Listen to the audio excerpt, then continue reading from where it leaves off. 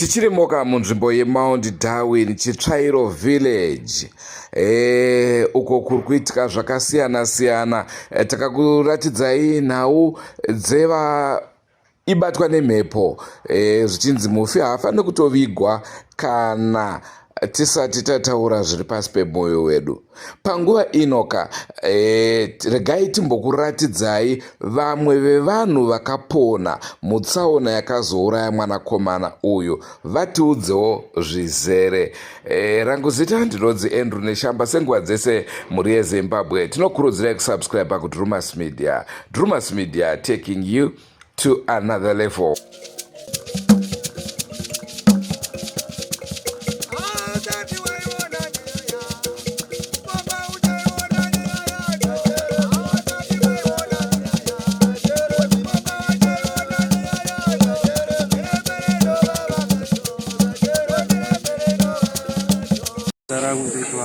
Prosper Gratzie Roman Darwin. Chakaitika ndechekuti tichidzika pamutero pana Ruya. Kumberi kwedu kwava crosswa mota. Unoona mota 2 dzakadziriko. Dzakabroka road. Apa panga pari pakevi. Panga paitika utsaona nemotobheki yanga yaitikawo ipapo. Then mota yedu isusu pana yakasvika mukevi ichinofrasha kumberi. Patakaona pakabroka road nemota. Panga panika usiku past 7. Pakapanika road nekombi nekamwe kakwiti kakaripo ipapo. The moment yatakaona kuti mberi washata enge panga pasisina option yekuita ipapo because road yanga yakavharwa, kombi rori neimwe pasaidi. Driver wedu akatachita kumana sofa pashata. Saka nhau iripo ndekutoti akutongopinda ende panga pasina way side uku kunga usikaende kune gomba, side uku kune gomba shumba pakati ndo paikwanisa kuita se pakarowa kombi mota yakabvara saparasi yakabva yapinda mutrench. Kumashure kwanga kune vanhu 6 vanga variko, kumberi tanga tiripo 3. Pa6 vanga vari kumashure 2 vakakwara vachoka gumbo neuroko vakatsenga musoro 1 wacho. Mumwe wacho akatyoka gumbo, mumwe wacho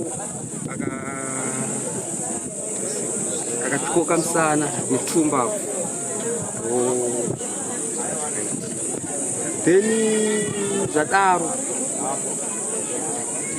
chinhu chakazoitika ndechekuti mota yedu isusu kuti inzi yakakonzeresa accident yakakonzereswa nemota yanga yakavhara road inge panga patori nepolisi yanga iripo ipapo.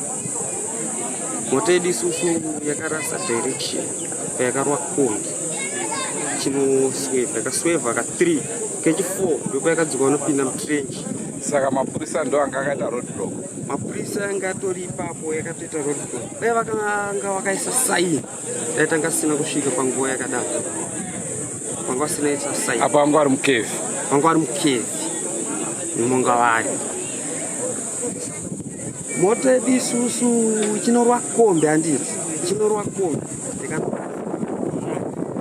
kuona kuti panapa paipa enge upenyu hwedu hwatiperera. Mota yakafamba 30 meters iri mutrench mo, maybe ndo pakakandwa umwe pasi ipapo 3 wakakwara, 3 wakabuda sezvavari. Ini ndakandiri kumberi nadriver nemumwewo anga aripo ipapo. Mota yedu ichimira akakwanisawo kujamba nemawindo. Ininiwo ndakatozongosara ndiri 1 driver tisi. Ndakutotarisa kuona kuti vamwe vedu vakakwana chichaitika. Ndichinofamba kuenda mashure kwemota ndakaona 1 akafira passport. Tanza ndakadedzera inini kuti amana 1 wedu afira passport. Times akamutsa polisi mota yawo chibva watotisa. Ndo wakakonzeresa accident. Rafamba pandakaona 1 wedu futi akwara achikoka. Rafamba futi mumwe wacho achikoka. nofunga ndo kafambiro kukaita nyaya yedu tsaona yedu yakakonzeresiwa nemota dzanga dzakabhuroka nepolisi. Polisi yengeri yeMount Darwin. Mount Darwin nofamba nekakwidhi kakwidhi kamota kavo kadiki kaitadi. Okay. Polisi ndayakakonzeresa accident because dai vanga vapa saini yekuti kumberi kune accident yaitika wemotobheki anditi taikwanisawo kubuda patsaona iyoyo isina kana chataita but nyaya yekuti rori yanga yakaita sei yakavhara koti abhana saini kana yekuti mota dzavo wakafrasha chero kuti maindicators panga pasina kabva tauya mota yedu isu senga ine load koma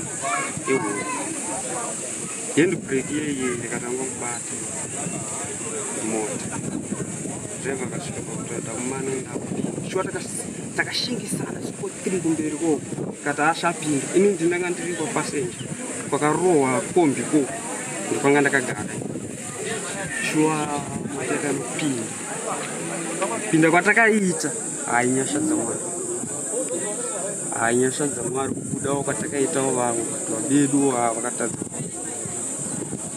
but tochema vanhu vatochema nawo ipolisi ndatochema nayo ndatochema nayo kuti yakakonzeresa accident sokuti dai vakakwanisawo kuisa saini rekuti kumberi kwaitikawo accident yemotobheki tanga sikakwanisiwo kupindawo munjodzi. Alright, maita basi. Amunonzi Gerald Marisa.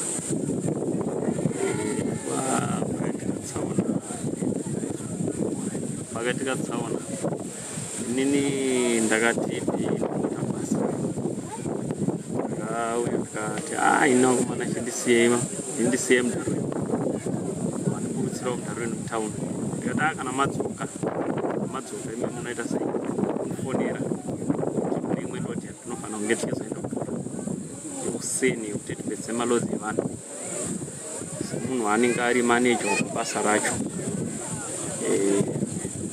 Vakomana vakazoti vaenda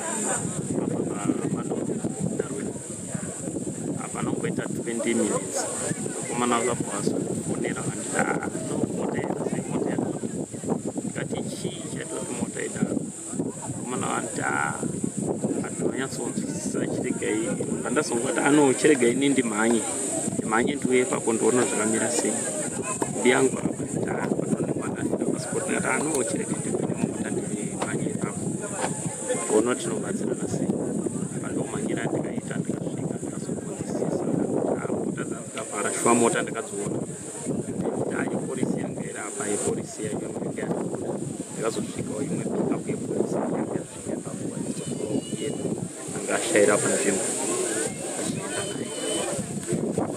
Iwewe pakaitika tsaona driver wenyu akatizawo zvakare. Driver akatiza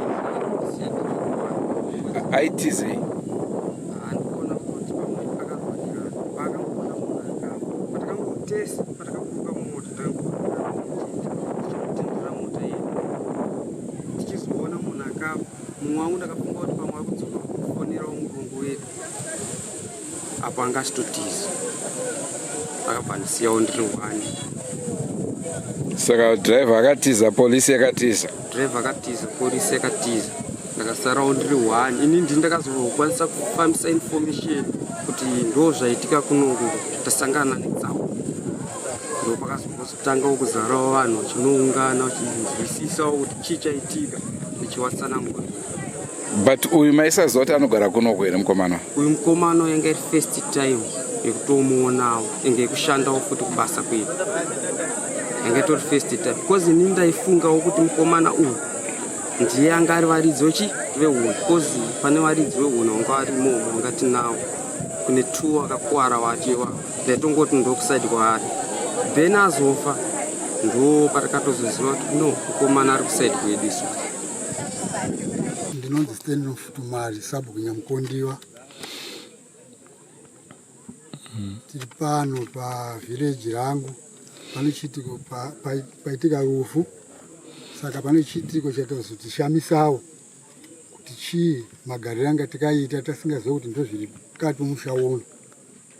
Mhepo dzinongowanika tisingazivi kuti dziri kubva papi, asi mukutaura tozotoona kuti inga munhu watigere naye tisingamufungire nepari kutotaurwa kuti nepari kubva mhepo dzasimudza kuti tizosvika parufu. Mwana ashaya. So imi Sabhuku wedunhu rinori nawo yakadai so munoiona sei? Chishamiso zvinowanika tinenge chiti vanhu kuromba kuri kuitika mukugara kwatinenge takaita hatizivi kuti urombo uhwu unenge uchihutora papi, unenge uchibatsirei muchiraramo chavo vanodai ivava. Asi seizvozvo zvataurwa nemhepo yanongedza kuti Ningi ndiye akandiuraya, imi Sabhuku muchaifambisa sei nhau iyi?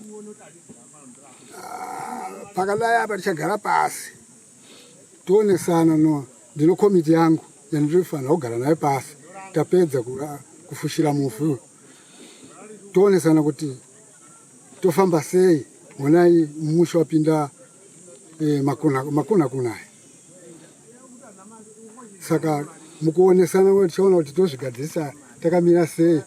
Chiitiko chinochiisa kana kwandiri logona kutosairiwa mhepo idzodzo nomunhu akadai. Asi imi Sabhuku munotenda here kuti uroyi uriko? Ichokwadi uroyi uriko, nokuti tisu tiri mumusha kandokatangira nyika kuno vanhu, nokuti hazvisi zvokutanga kuona zvakafanana nezvizvi. Kune zvimwe zvakatomboitika? Pane zvimwe zvatakaona zvakatopfuura izvi. Ewa maita basi. Ndofunga mazvinzwira kamuri yeZimbabwe dai pasina mapurisa akanga akapaka mota yawo pasiripo, tsaona iyi ingadai isina kuitika. Asi tisakanganwe zvakare kuti mhepo yakataura kuti makasara henyu moita accident watomonywa kare, zvichireva kuti rufu rwanga rwanangana kare nemwanakomana. Andrew Neshamba ndozita rangu, tiri kudzoka zvakare izuva ranhasi tichikupai part 2 yemhepokadzi chidoma mazita evanhu vakauraya. Don't forget to subscribe to Drumas Media. Drumas Media, taking you to another level. Goodbye my friends. Goodbye my friends. Wakamboonana tichazoonana nerimwe zuva hama dzangu.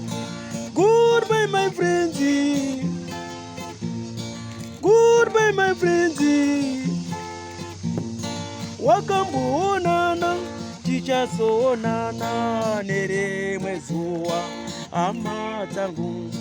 Ini ndokwenda kubasa kwangu. Iwe makiwe mkaranga.